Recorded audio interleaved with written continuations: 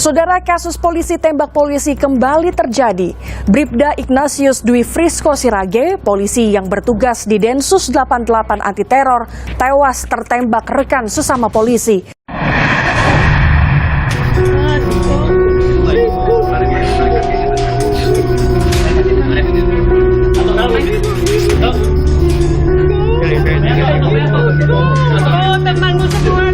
Hempi itu ada di tas, ya.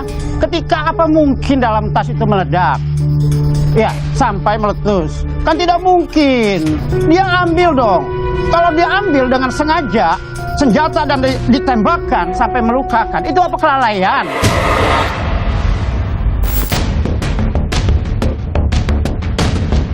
Kasus polisi tembak polisi kembali terjadi. Bribda Ignatius Dwi Frisco Sirage, polisi yang bertugas di Densus 88 anti teror, tewas tertembak rekan sesama polisi di Rusun Polri Cikeas, Gunung Putri, Jawa Barat 23 Juli lalu. Polisi menyebut Ignatius Dwi tewas tertembak karena kelalaian rekan sesama polisi.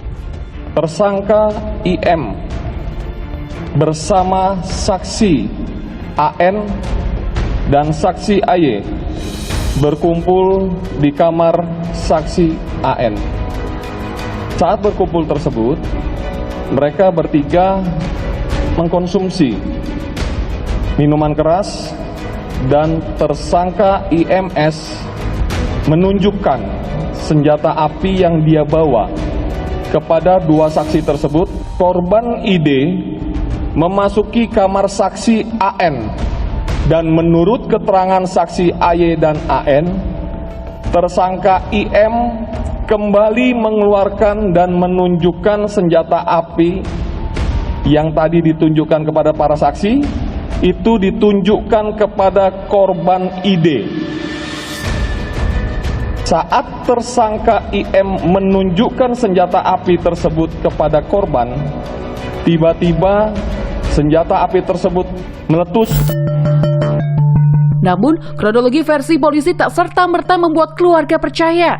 Karena sebelumnya, keluarga mendapat berita sang anak meninggal akibat sakit keras, bukan tertembak.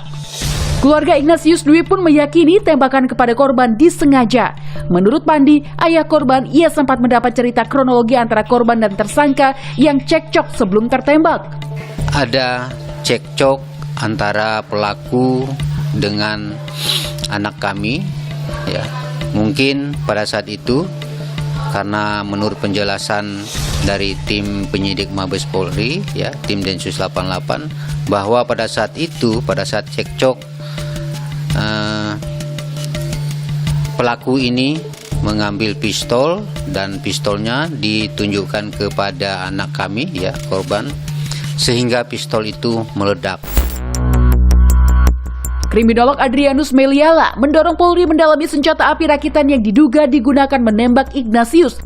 Mungkin juga mereka punya akses pada senjata rakitan. Ini menarik, ya.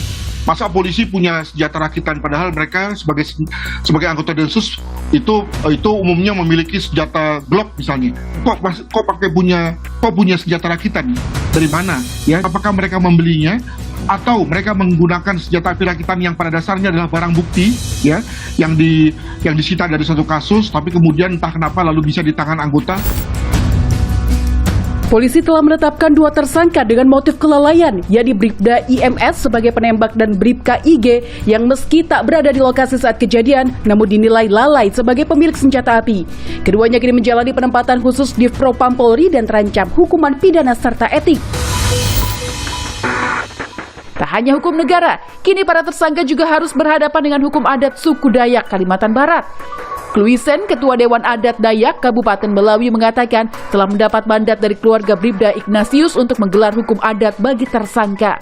Saya selaku Ketua Dewan Adat Kabupaten Melawi mendukung, artinya siap untuk membantu pihak korban, orang tua, untuk menyelesaikan secara adat. Orang bilang kalau Dayak itu mati beradat, hidup juga beradat. Jadi kalau sudah mati juga harus wajib hukumnya mereka harus membayar adat atau tindak secara adat.